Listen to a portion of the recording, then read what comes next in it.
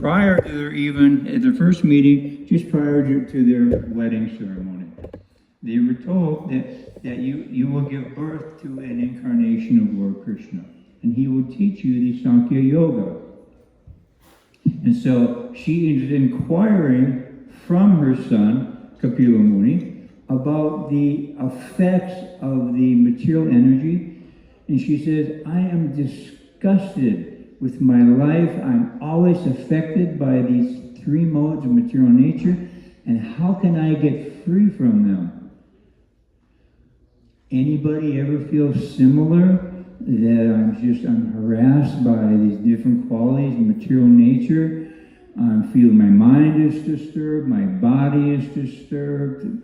So many disturbances in this world. And that's making inquiries on that level differentiates actual human being from a living entity that's living in a human body, but actually is living like an animal.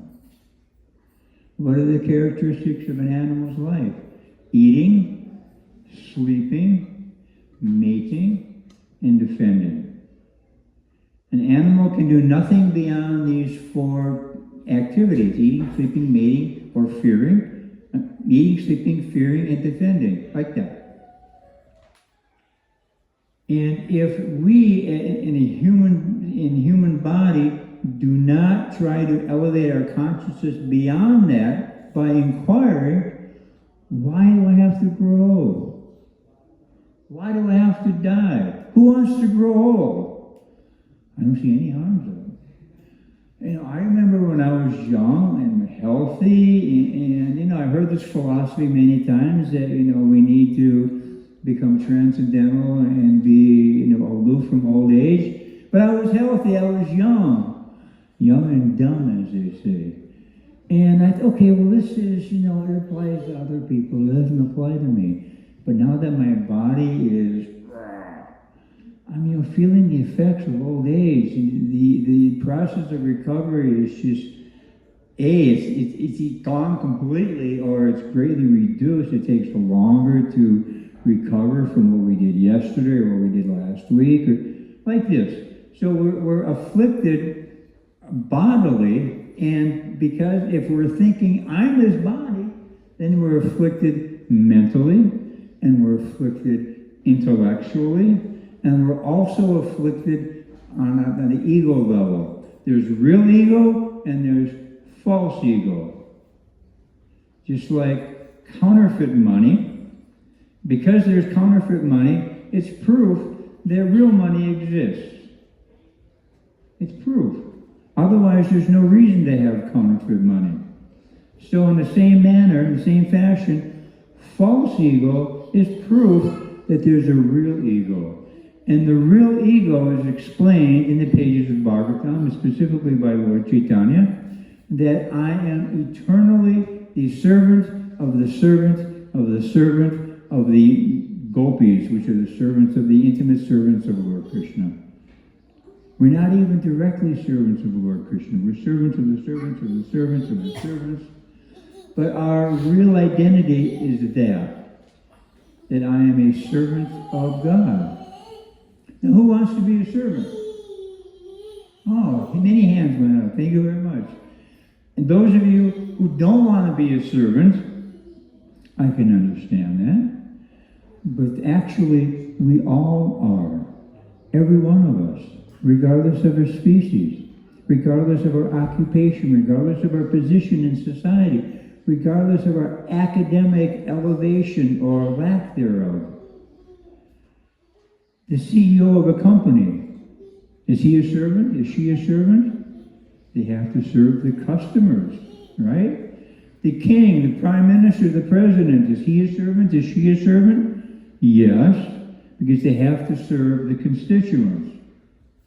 Even the demigods, they are also servants. They have specific responsibilities because they are more responsible individually and personally. They're given greater levels of responsibility in the universal affairs, just like in a large corporation. A large corporation might have hundreds of thousands of employees, but one person is a CFO, one person is a CEO, like that. And so the divisions of responsibility are there, both on the mundane level, on the level of the universal affairs with the demigods, and even in the spiritual world. There are divisions, but the divisions in the spiritual world are different from the divisions in the material world.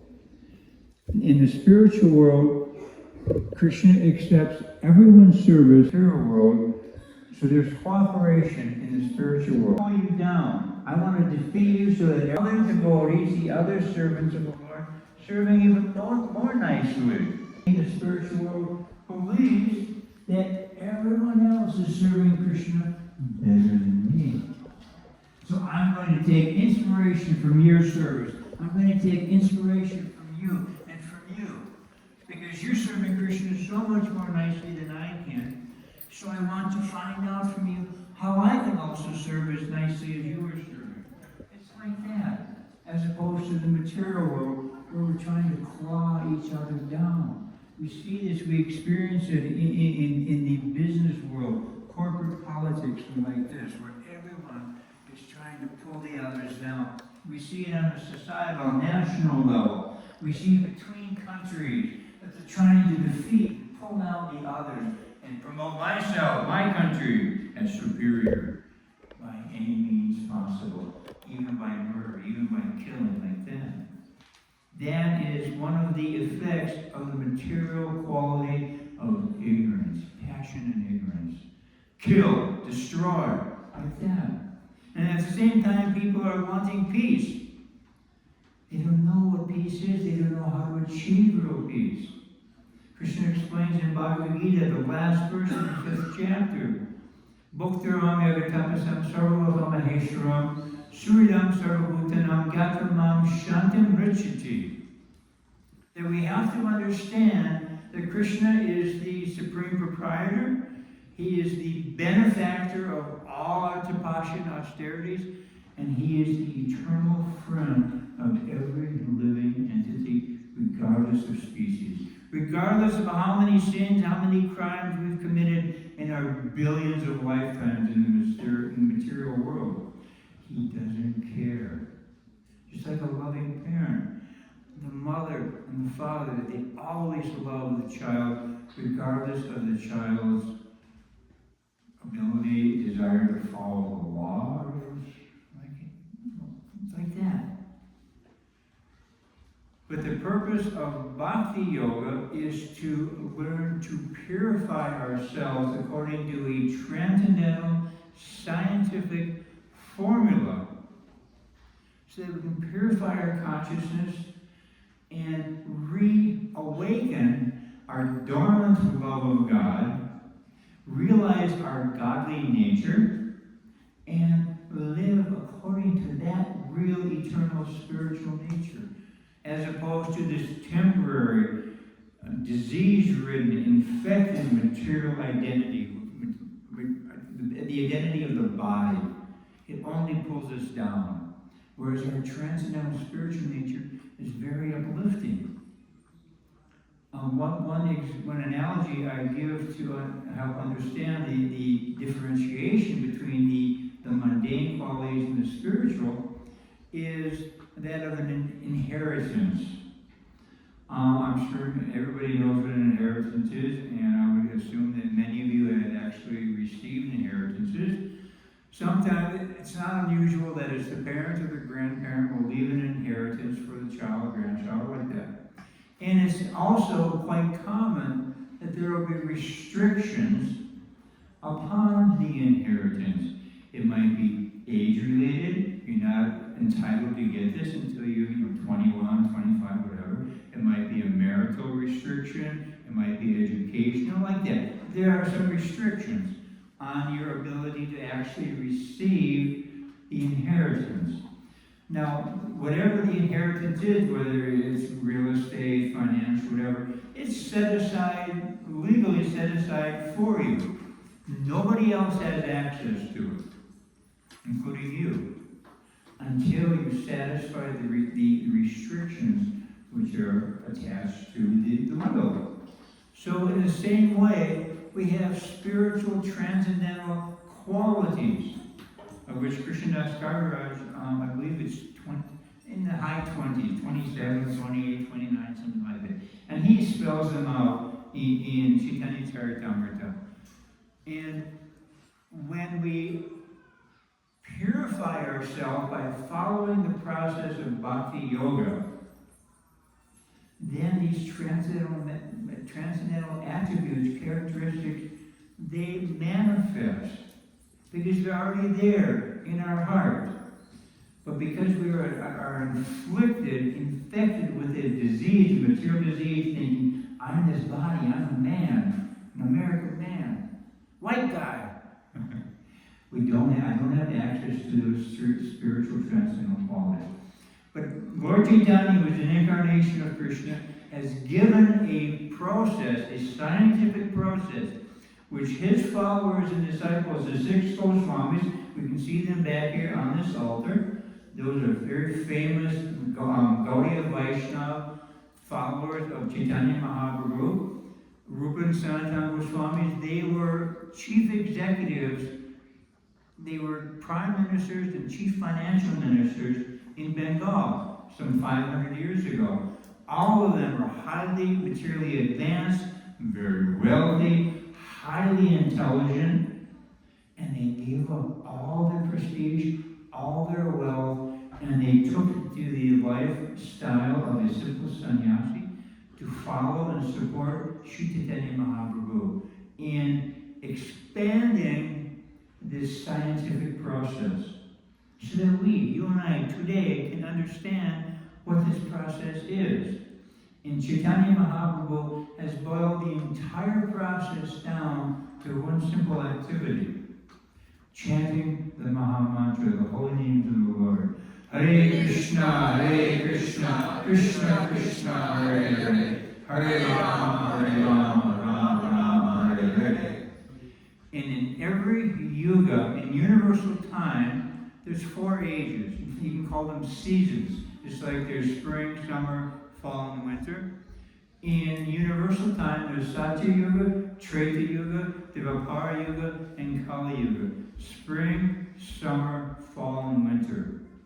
And they're very scientifically explained how long they are, how many years, solar years of our calculation they last. And it's, millions of years for the 4 seasons, so to speak. But in this Kali Yuga, which is like the winter, and especially in this Kali Yuga we're in right now, the process of self-realization is very simple because the modes of nature, goodness, passion, and ignorance, are so heavy. They're so heavy. They are bearing down uncontrollably and relentlessly on everyone. And people can feel it in different cultures, in different social bodies around the world. Everybody can feel it today. But by chanting this Maha Mantra, we are purifying our heart. Simultaneously, we are purifying our consciousness. And our consciousness is the symptom of the spirit soul. It's the symptom of our spiritual nature. And when this becomes purified, automatically the transcendental qualities, we have access to them. Just like when we satisfy the restrictions in a will, we have access to what has been granted to us by our fathers, forefathers, like that. So it's by chanting the Maha Mantra, by reading and trying to understand the message in the Shastras, that we actually purify ourselves. Just before class, we had Guru Puja, worship of the spiritual master. We had a nice kirtan, and so many of you were dancing really ecstatically. That is the Yuga Dharma. To come together, to chant the Maha Mantra, to glorify the Lord, and dance in ecstasy. All of you were feeling this ecstasy, I could see. And I'm sure you could feel it also in your heart. It's so satisfying. This is the sum and substance of the process of self-purification, the process to acquire, to reawaken our pure love of God that's dormant in our heart. we'll stop there. I went way over time. Any reflections? And anybody hear anything that really struck with them, resonated with you, and want some clarification? Now is the time.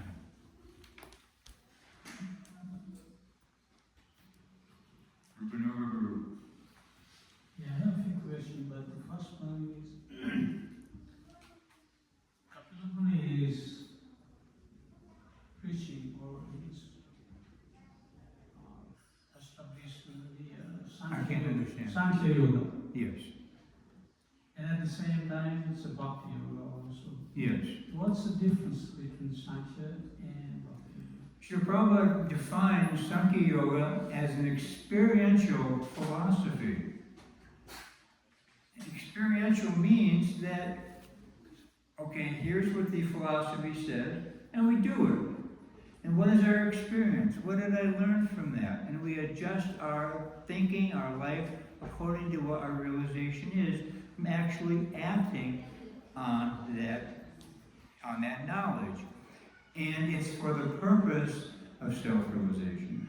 It's not a mental exercise, it's not an intellectual exercise, it's not simply juggling words, but it's an experiential philosophy so that we have tangible proof. Just like, it's a type of evidence.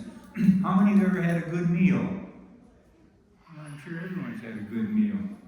But according to today's modern science, because you can't repeat that exactly, therefore it's not evidence. But I experienced it. I had a good meal. I was completely satisfied. I really enjoyed it. To me, it was a good meal.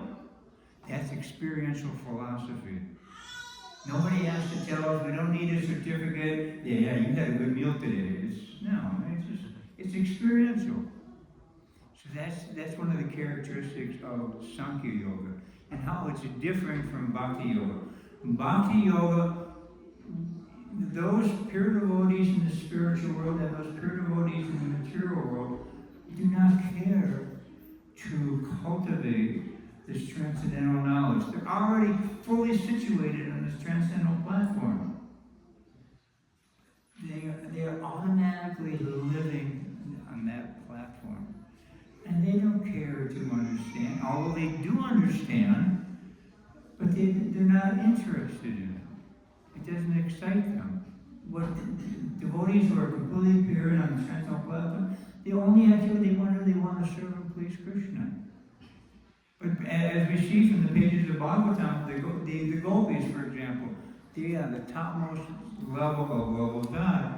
They know the philosophy of Bhakti Yoga in a very detailed manner.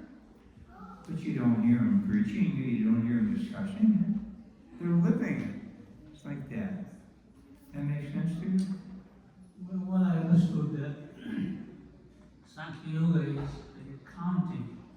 With human nature, you have so many different elements, senses, these, that, go up to the 24 elements. And what you're saying is the experience. When this experience becomes Bhakti? When we have completely assimilated, just like in grade school, elementary school, when someone is learning arithmetic, they have to learn 1 plus 1 equals 2, 2 plus 2 equals 4. We learn the multiplication tables. We're given exercises, do exams to show that we actually know the process.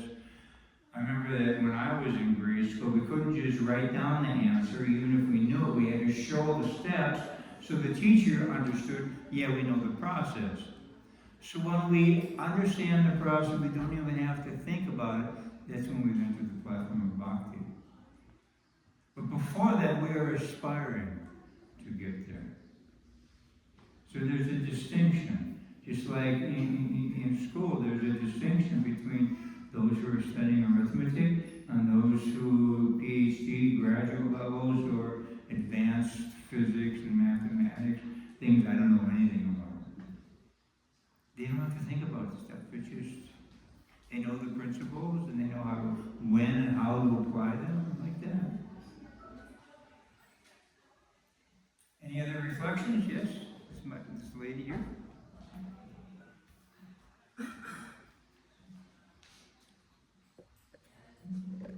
Thank you, Prabhu.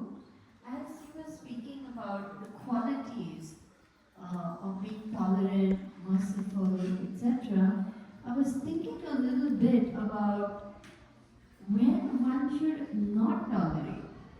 Like in the name of tolerance, if standards are getting more and more diluted, if we are, deviating from the instructions